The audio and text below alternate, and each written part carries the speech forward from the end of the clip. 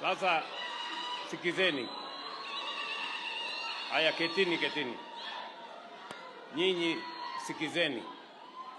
Unajua Biblia inatufundisha. Wacha niwaambie maneno ya Mungu. Biblia inatufundisha ya kwamba Yesu atarudi tena mara ya pili. So wakati mnasema two term, mjue kuna two term ya Yesu kurudi na mjipange.